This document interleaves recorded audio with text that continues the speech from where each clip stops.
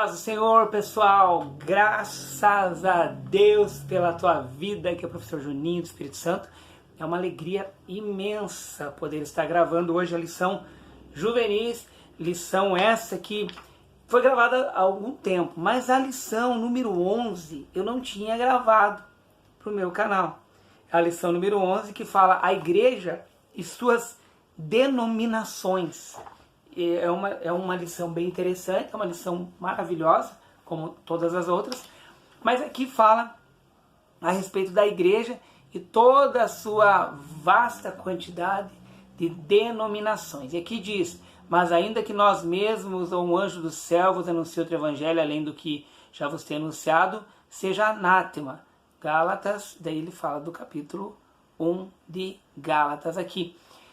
E é interessante que falando sobre isso, por quê? Porque existe uma variedade enorme de igrejas que são bênçãos. Fui pregar em várias igrejas e são bênção mesmo, pessoal. Cada igreja que eu fui que é uma bênção. Mas aqui é interessante esse versículo. É interessante e nós vamos falar a respeito dessa lição, mas também desse versículo. Antes, lembre aí de dar o teu like, lembre aí de divulgar o canal para nos ajudar, e todos os adolescentes aí, jovens da igreja Assembleia de Deus do Bairro São Jorge, a igreja que eu pastoreio, e também todos os meus alunos de civismo, que Deus abençoe em nome de Jesus a vida deles, a Escola Presidente Vargas, Escola Cívico-Militar, Escola São Pedro, Escola Cívico-Militar também, e a escola que eu dei ano passado lá, Escola Cívico-Militar do Militão. Que Deus abençoe em nome de Jesus a vida deles. Mas o pessoal aí que eu vou conhecer segunda-feira, que eu ainda não conheci umas turmas do São Pedro e todas as turmas do Presidente Vargas, nós estaremos juntos aí, se Deus permitir. Igreja e suas denominações. A introdução diz assim: a vontade de Deus é que toda a sua igreja seja edificada, por isso ele quer o aperfeiçoamento dos santos para a obra do ministério, para a edificação do corpo de Cristo. Efésios 4:12. O Senhor deseja que todos os povos se convertam a Cristo, sendo atraídos para o seu reino. Mateus 18:14, Marcos 1:15. E que todos os salvos estejam preparados para o grande encontro com ele. João 6:37. Por isso somos encorajados a permanecer firmes, esperando a glória futura, que está preparada para a igreja, a noiva de Cristo, da qual os verdadeiros crentes são participantes. Romanos 8. Pessoal, primeiro, deixa eu falar uma coisa para vocês. No versículo inicial, ele fala assim, que um anjo do céu vos anuncia outro evangelho. Já vi relatos de várias igrejas que falam, que já falaram na sua fundação, quando fundaram, que veio um anjo do céu com placas de ouro e que fez com que essa igreja ela fosse, deixa eu arrumar aqui, essa igreja ela fosse fundada com um anjo que leu algumas tábuas essas que demonstravam que a Nova Jerusalém seria nos Estados Unidos, tipo umas coisas assim. Não há outro evangelho. Nós já sabemos o que a Bíblia fala da Nova Jerusalém. As boas novas de salvação, elas são essas que você está lendo na tua Bíblia. Não há uma nova localidade, uma outra Jerusalém, ou um local diferente para a Nova Jerusalém, não há. E a Bíblia fala a respeito também dessa noiva de Cristo. A igreja, a noiva de Cristo. Algumas pessoas falam, vai ter um casamento, o que é? Não, a igreja ela é colocada como a noiva de Cristo. E Jesus vai se encontrar com essa noiva. E no arrebatamento, que tem o significado tirado à força, esse arrebatamento, os mortos ressuscitarão primeiro, terão os corpos transformados e encontrarão nos ares com Jesus. Os vivos em seguida terão os corpos transformados também, entrarão nesse encontro. Essa é considerada a igreja, a noiva de Cristo. Quando fala igreja, ela também tem várias denominações, mas a igreja ela não vai dizer só a igreja tal vai subir ao céu. Primeiro, se uma igreja ela começa a afirmar muito que só ela e nem as outras subirão, é um caso a se pensar e analisar. Por quê? É chamado seita. Seita, geralmente uma seita, ela é aquela que diz que só eles serão salvos. Mas a igreja salva, a igreja que vai ser salva, são de todos os tempos e séculos que já passaram aí. Todas as pessoas de todos esses tempos. E o chamado para essa igreja, o nome dessa igreja quando fala, é a Igreja Universal. Mas eu não estou falando da Igreja Universal do Reino de Deus, não é isso que eu estou falando.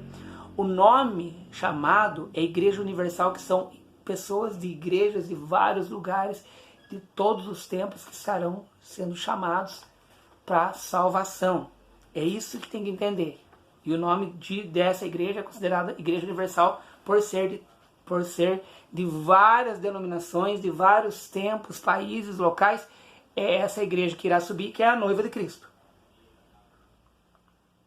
O primeiro ponto, ele vai dizer assim: igreja no Novo Testamento. A palavra doutrina, didaquê, significa instrução ou aquilo que é ensinado. É o antigo didaquê, que é ensinado. Doutrina bíblica é, portanto, um conjunto de princípios com base nas Sagradas Escrituras, cuja finalidade é ensinar, orientar e instruir o crente quanto à sua postura para com Deus, com a igreja, com os nossos semelhantes. Marcos 4:2, Romanos. Quando fala então em doutrina bíblica, algumas pessoas acreditam que a doutrina bíblica seria os costumes que cada denominação, cada igreja coloca para ser executado dentro daquela igreja.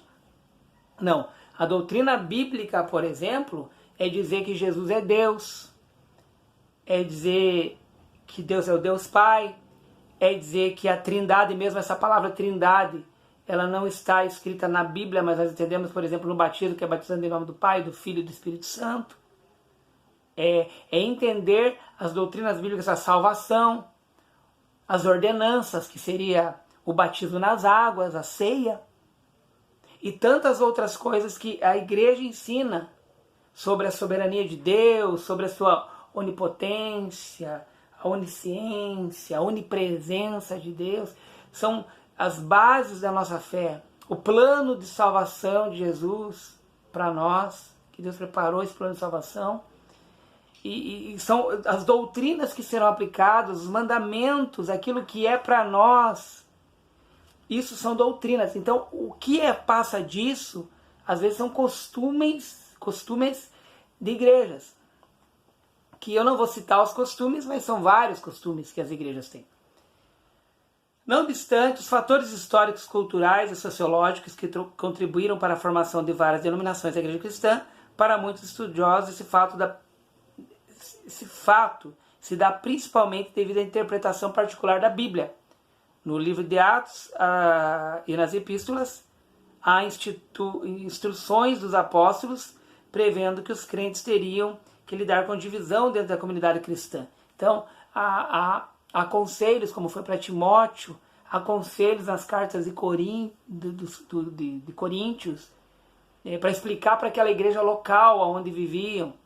Há explicações ali para dizer que aquela mulherada, aquelas irmãs, vamos dizer assim, que conversavam, ficassem quieta e só um falasse no culto para entregar a profecia, todo mundo ficasse quieto.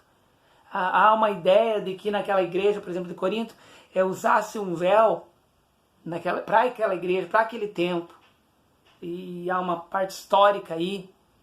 Então são costumes para tempos, para igrejas que eram ensinados, mas ensinados para aquele local. E as doutrinas são aquilo que é a base para a nossa fé. Tá, continuando aqui. Variedade de denominações. Embora não haja registros de denominações na igreja primitiva, já havia a formação de grupos distintos em seu meio. Assim como heresias ensinadas por alguns líderes e depois por muitos séculos, enquanto organizações houve apenas uma igreja cristã. Tá, não há relatos, mas alguns, esse é de Pedro, esse é de Apolo, esse é de Jesus. Então você já vê que havia, sim, grupos separados. Grupos que existiam na época. E aqui nós vemos já na continuação a formação de grupos. Contudo, os grupos diversos foram surgindo na igreja desde a ascensão de Cristo. Alguns se intitulavam seguidores e pregadores, é o que citei agora. De Apolos, houve os judaizantes, termo extrabíblico designando para os que, como judeus, buscavam impor a circuncisão e outras leis para os gentios convertidos. Então havia várias divisões, várias ideias, vários planos. Formação de grupos aqui. Depois vem ensinamentos de heresias, até hoje nós vemos isso. Os apóstolos também enfrentaram problemas com heresias infiltradas em seu meio e os combatiam fortemente.